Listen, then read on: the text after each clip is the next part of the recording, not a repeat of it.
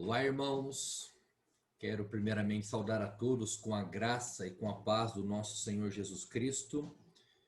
Dizer que é uma alegria nós estarmos aqui mais uma vez para continuar a nossa jornada, a nossa caminhada, onde estamos considerando sobre a antropologia bíblica e mostrando, como que essa visão cristã a respeito do homem ela é importante para que nós tenhamos um conhecimento correto de quem nós somos, porque nós somos assim, para que fomos criados e para onde nós estamos indo. Nessa aula, nas nossas duas aulas desse mês de outubro, de novembro, melhor dizendo, eu gostaria então de falar aqui sobre a questão da imagem desfigurada. A gente veio construindo até aqui algumas informações importantes, primeiramente apresentando para vocês algumas opiniões a respeito da origem do homem. Aí nós entramos propriamente no relato bíblico, mostrando então que a dignidade humana ela se dá pelo fato do homem ter sido criado à imagem e semelhança de Deus, e a nossa antropologia, assim como um todo, ela vem partindo então desse princípio, da declaração bíblica de Gênesis 1, 26 a 28, quando fala que Deus criou o homem à sua própria imagem e semelhança. Nessa linha de raciocínio, a gente viu então o significado dessas expressões, mostrando em que sentido nós somos semelhantes a Deus, falando ali particularmente de algumas características, como, por exemplo, a questão da pessoalidade, a questão de sermos pessoas espirituais, falando sobre a questão da inteligência, da racionalidade, e mostrando que esses são os elementos, então, alguns dos elementos que demonstram esse ensino bíblico de que fomos criados à imagem e semelhança de Deus. Sempre tomando muito cuidado para não cair no erro de divinizar o homem, como se o homem fosse um pequeno Deus por ser semelhante a Deus. Ali até no livro dos Salmos, de número 8, tem uma expressão muito interessante que fala que nós somos criados um pouco menor do que Deus.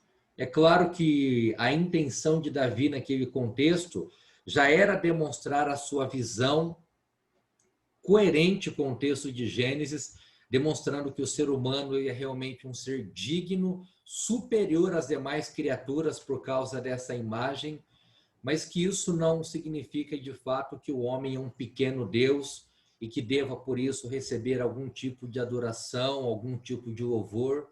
Muito pelo contrário. Deus nos criou nessa condição exatamente para que a gente tivesse condições de cumprir o propósito que ele determinou para nós. Inclusive, a gente vai falar um pouco sobre isso nessa primeira aula. A gente vai entrar, então, aqui na questão da imagem desfigurada.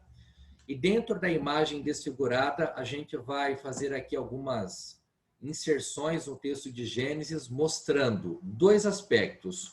Primeiro, o propósito para o qual Deus criou o homem à sua imagem, e o contraponto mostrando o que o pecado fez, de tal maneira que o homem, então, ele se tornou totalmente o oposto do propósito principal, tá certo?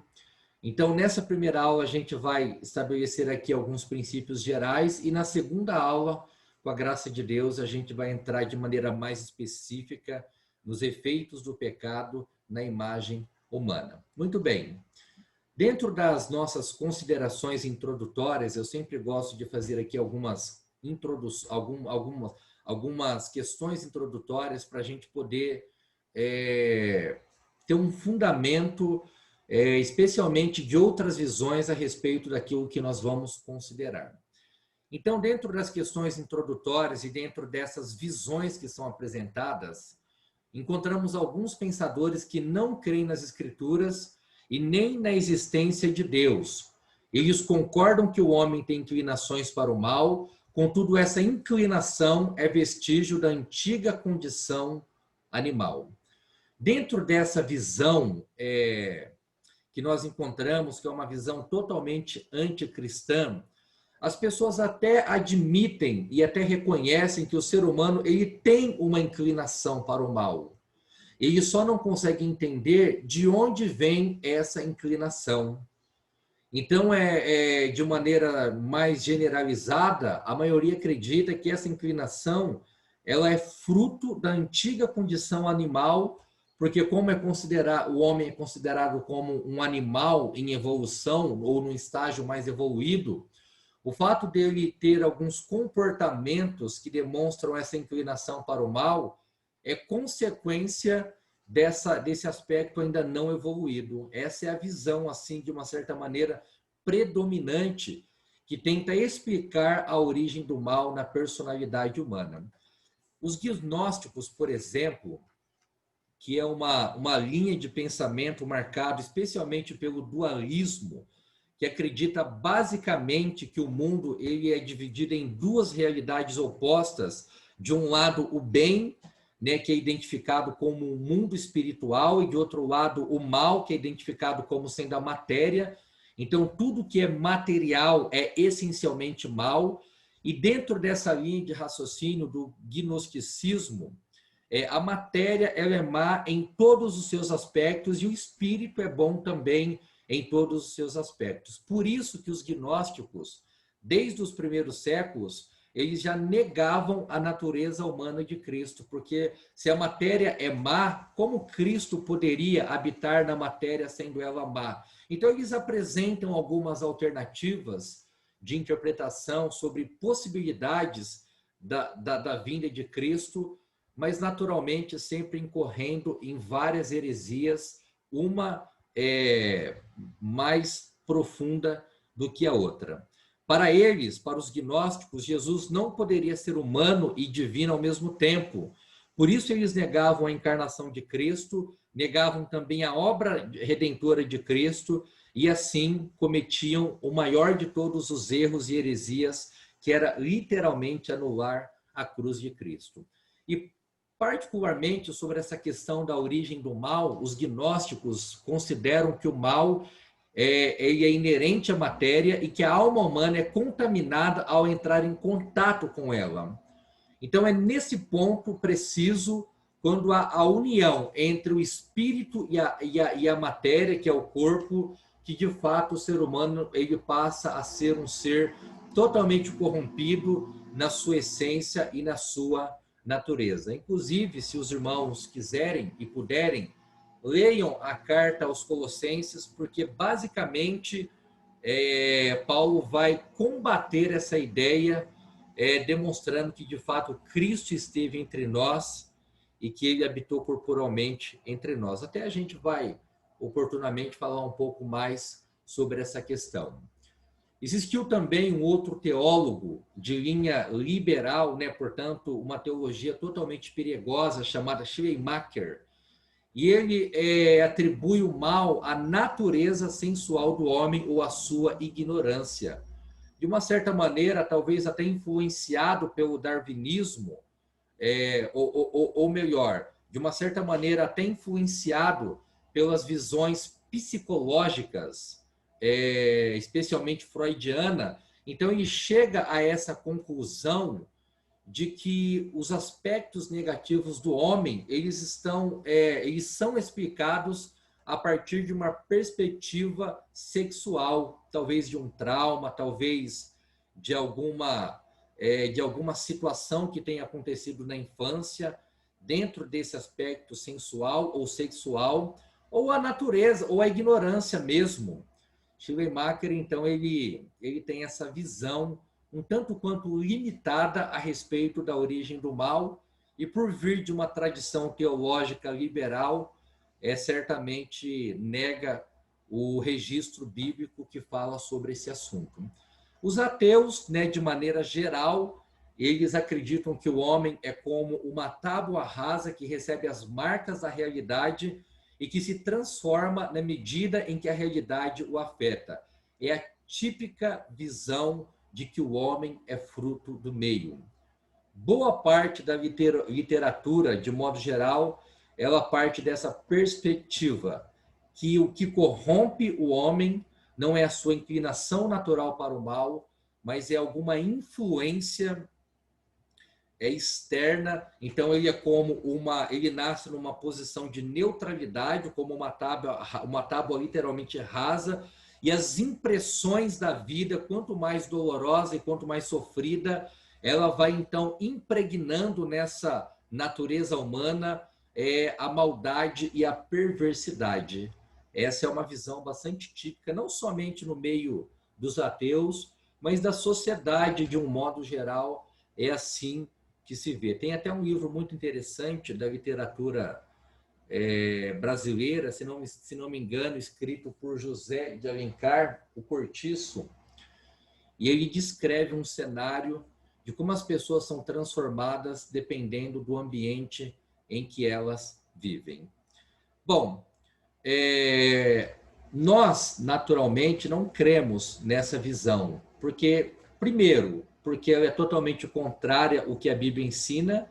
Segundo, porque é uma visão limitada e ela não explica, de fato, de maneira consistente, a origem do mal. Então, nós vamos mais uma vez fazer aqui algumas considerações a respeito da doutrina da criação e da queda e fazendo aqui alguns apontamentos que vão nos ajudar a entender em que momento da história o mal veio realmente para perverter a boa criação de Deus. Veja, lá em Gênesis capítulo 1 e no capítulo 2, nós encontramos algumas ordens e algumas responsabilidades que foram dadas por Deus a Adão e Eva. A primeira ordem está no capítulo 1, no versículo 26, quando ele fala sobre dominar sobre os animais. A segunda ordem está no versículo 8, quando fala sobre multiplicar a espécie humana. E a terceira ordem, no capítulo 2, versículo 15, quando fala sobre cultivar e guardar o jardim. Geralmente, há muitos teólogos que procuram e fazem isso com bastante coerência, dividindo essas responsabilidades em mandato cultural, social e espiritual. Embora o espiritual não esteja aqui nessa lista, mas seria as 3 esferas de responsabilidades que Deus deu ao homem. Mas é importante a gente considerar, então, essas ordens dentro de uma visão talvez um pouco diferente para aquilo que é convencional. Bom, por que eu digo que ela não é uma visão tanto quanto convencional? Porque ela é uma área da teologia que está sendo desenvolvida, de certa maneira, mais recentemente. E essa visão que tem sido desenvolvida ou que tem recebido uma ênfase maior mais recentemente, ela olha para o relato bíblico de Gênesis e identifica o Jardim do Éden como se fosse um templo e identifica a função do homem como se ele fosse um sacerdote. Dentre os argumentos que são usados para essa linha de interpretação, nós encontramos o texto de Gênesis 2,15. Essa palavra que é traduzida por cultivar e guardar, ela é geralmente usada no contexto dos deveres sacerdotais, onde o homem era colocado como um sacerdote, e se ele ocupava essa função de sacerdote, então, consequentemente, o jardim era visto como um templo. E essa visão ela faz muito sentido, porque o Jardim do Éden, como a gente pode perceber, ele apresenta a perfeita intersecção do contato entre Deus e o homem. E é muito curioso a gente perceber como que era essa relação de harmonia, de perfeição, de vida e de amor. Outro argumento em favor dessa visão está relacionado com o 7º dia da criação. Muitos não veem dessa forma, mas dentro dessa linha de interpretação, o 7º dia da criação é o ponto alto, porque é exatamente o dia que Deus descansa, não no sentido de não trabalhar mais, no sentido de ficar apenas omisso ou inativo, mas é o dia que Deus separou para que ele fosse adorado perfeitamente, plenamente pelo homem, pela mulher e, de uma certa maneira, pela sua criação. Adão e Eva deveriam trabalhar durante os 6 dias e no 7º dia deveriam consagrá-los e santificá-los ao louvor de Deus. É claro que todos esses elementos do domínio, da multiplicação da espécie e do guardar o jardim, eles são importantes, mas o principal envolvia o chamado para adoração.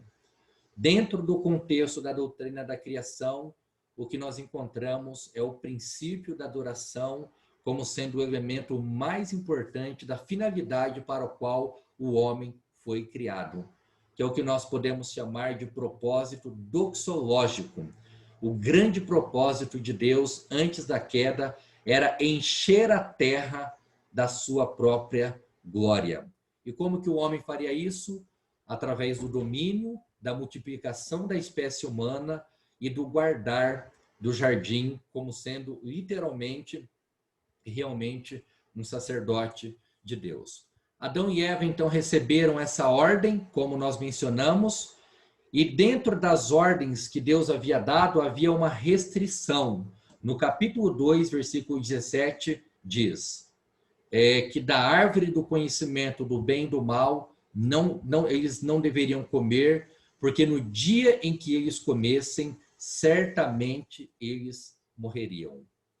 E é nesse teste que Adão e Eva foram reprovados, e por essa desobediência deliberada contra Deus, eles então sofreram todas as penalidades da desobediência. Não apenas eles, mas toda a criação de Deus sofre com o pecado.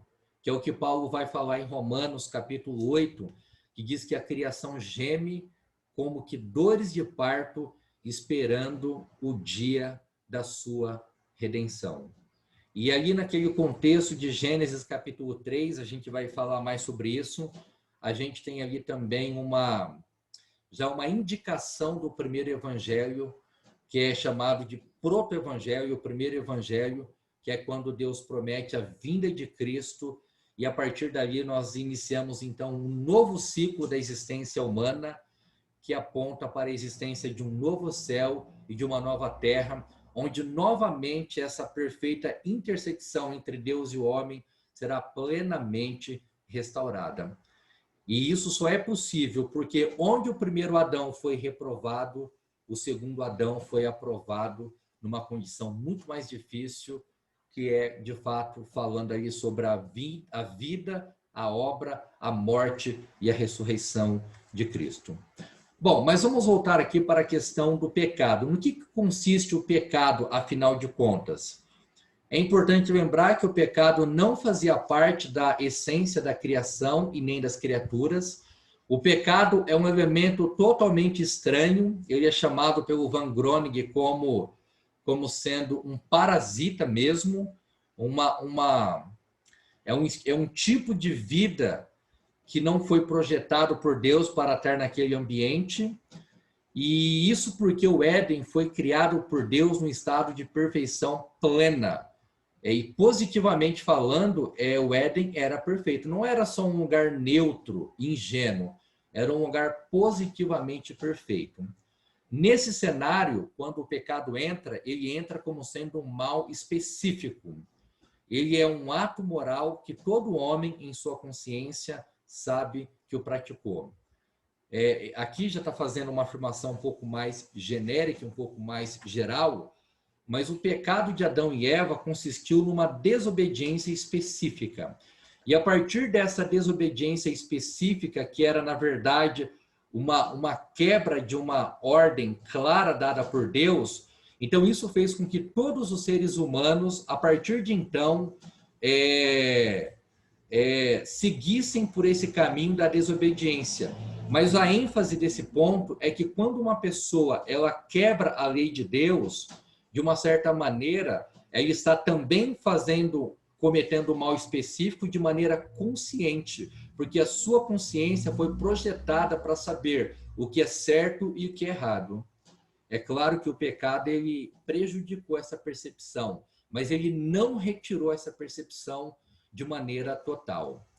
Lá em Romanos capítulo 12, Paulo vai ensinar no verso 14 a 16 que a lei de Deus está escrita na consciência humana e que essa consciência moral ela é um tribunal que acusa o homem quando ele erra e que o defende quando necessário. E é com base nessa consciência que os ímpios serão julgados. Alguém pode dizer, ah, pastor, mas muita gente morre sem ouvir o evangelho. É verdade.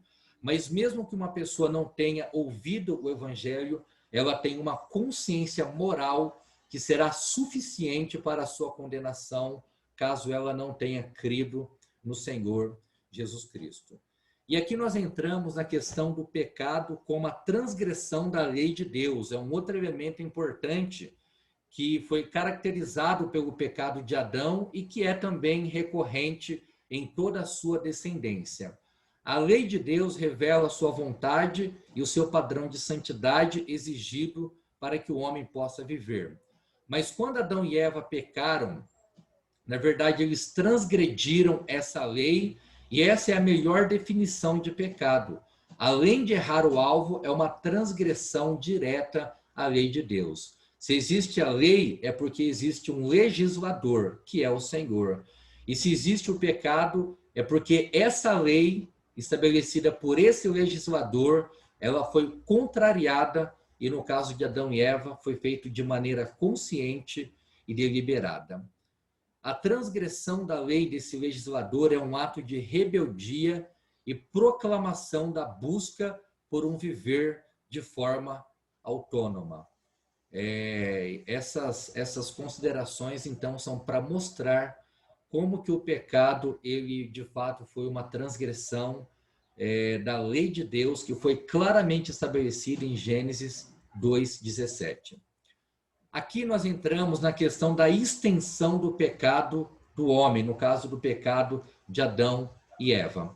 Veja, a gente viu no módulo passado que o homem foi criado, o homem e a mulher foram criados perfeitos para que refletissem a presença de Deus, reproduzissem a presença de Deus e representassem a presença de Deus em todas as esferas da criação. Na esfera cultural, está escrito errado aí, mas é cultural, na esfera social e na esfera espiritual.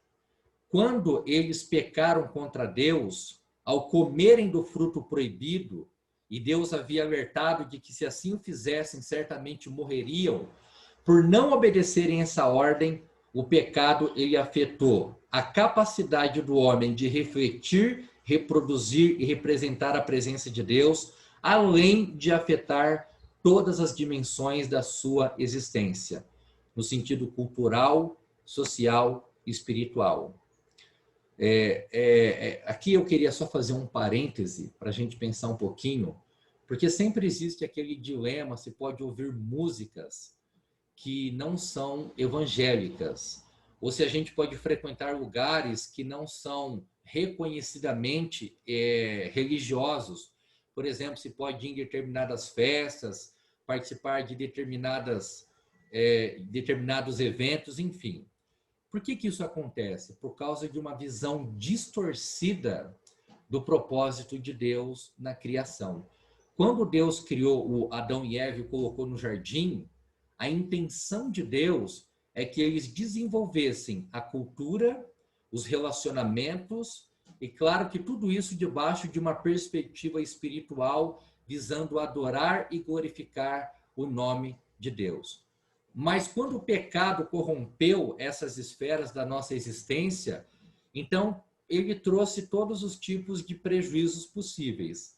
Hoje, você ouve uma música, por exemplo, é comum as músicas, então, que foram dadas por Deus como uma arte tão bela, sendo usadas para expressar pensamentos tão agressivos e tão ofensivos, como o funk, por exemplo. O funk é uma demonstração vívida e clara de uma arte totalmente distorcida e até mesmo podendo ser considerado como algo repulsivo para os ouvidos de um cristão.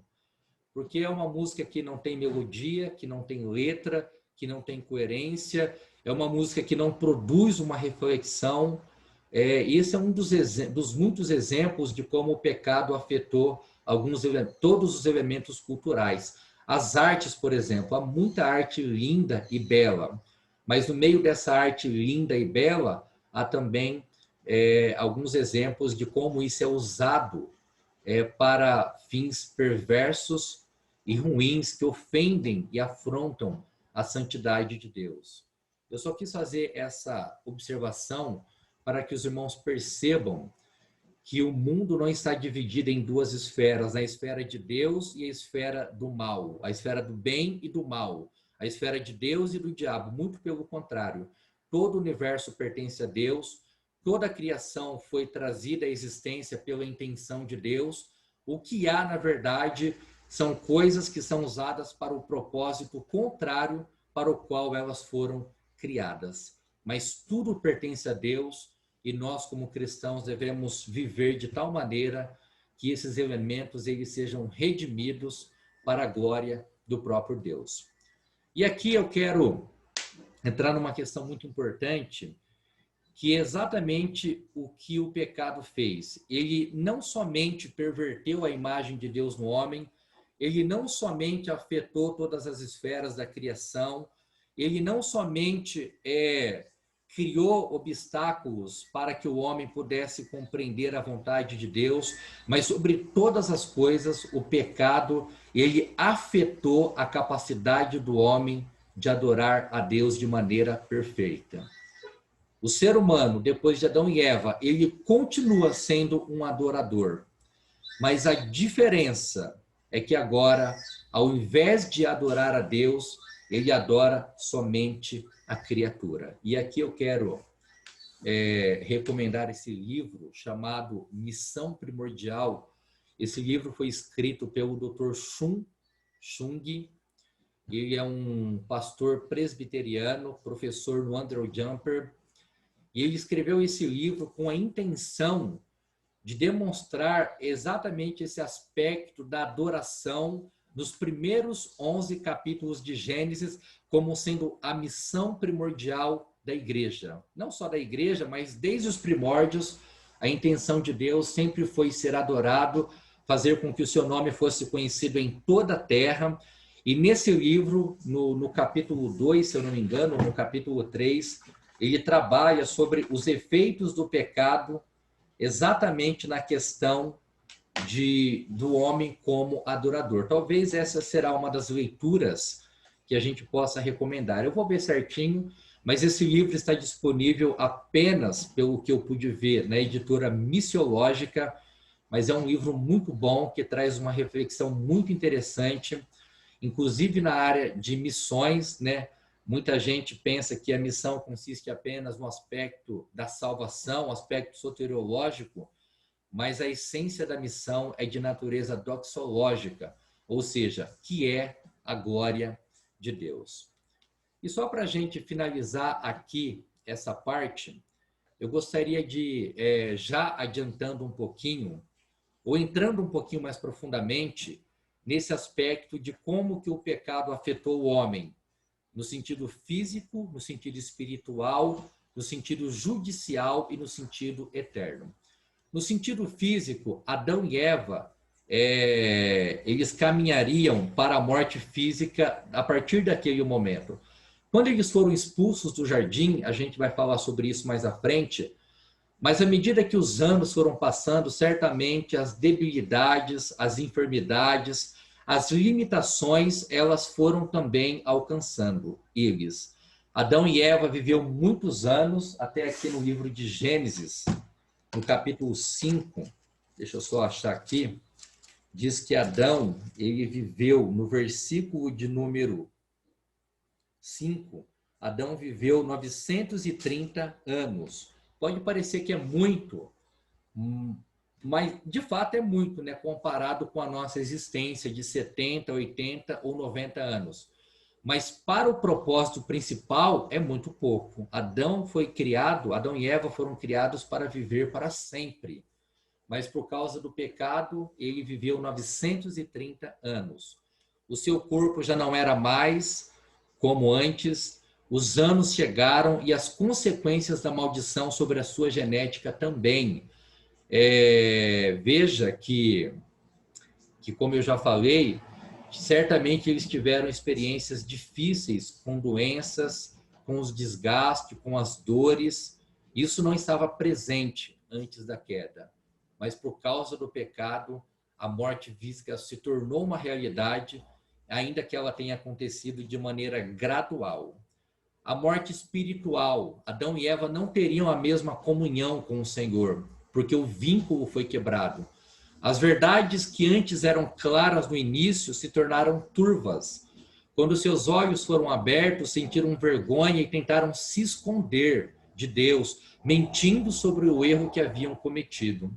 O primeiro Adão, ele trouxe a morte, mas o segundo Adão trouxe a vida, como diz essas referências. Desde então, todos nós nascemos em pecado, somos governados pela natureza rebelde a Deus, pelo mundo e pelo diabo, e isso reflete a morte espiritual de todos os homens que estão fora de Cristo. A morte, por exemplo, ali no contexto dos primeiros livros de Gênesis, já é registrada no capítulo 4, quando Caim matou seu irmão Abel. Que tristeza deve ter sido para Adão e Eva sepultar o seu filho, e sepultar um filho e ver a morte espiritual e a perversidade do outro. Mas essa era, enfim, a nova realidade. A morte judicial, porque o homem, após a queda, está condenado, sentenciado à morte por Deus, que é o grande juiz. Então, a dívida foi feita com um Deus santo, e somente um justo e perfeito, uma pessoa justa e perfeita, poderia pagar essa dívida. Por isso que Paulo vai dizer que Cristo pagou toda a dívida que pesava contra nós, encravando-a na cruz. E, finalmente, a morte eterna. O homem, após a queda, está eternamente condenado à morte, à separação de Deus.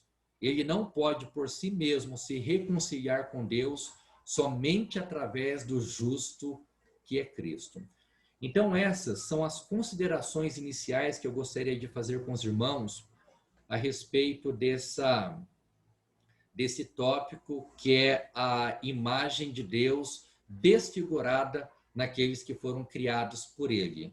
À medida que a gente for caminhando, a gente vai, então, fazendo novas constatações e percebendo como que o pecado, de fato, ele veio para cumprir o propósito de Satanás de matar, roubar e destruir. Nesse ponto, a gente vai, então, dar essa ênfase, e até aqui a gente deu essa ênfase do pecado de maneira mais geral, entrando na criação de Deus, mas na próxima aula a gente vai considerar, então, de maneira mais específica, como que o pecado afetou a imagem de Deus e como que, de fato, ele rompeu aquele vínculo de vida que existia até então. Bom, que Deus abençoe, então, nessas primeiras considerações. Esses slides serão disponibilizados para que os irmãos possam estudá-los e tirar qualquer eventual dúvida. E, claro, nos colocamos à disposição também, através do aplicativo, do nosso aplicativo, do nosso grupo, que a gente colocou à disposição dos irmãos, para auxiliá-los numa discussão talvez mais profunda, e para essa finalidade nós estamos à disposição. Que Deus abençoe a todos e até a próxima aula.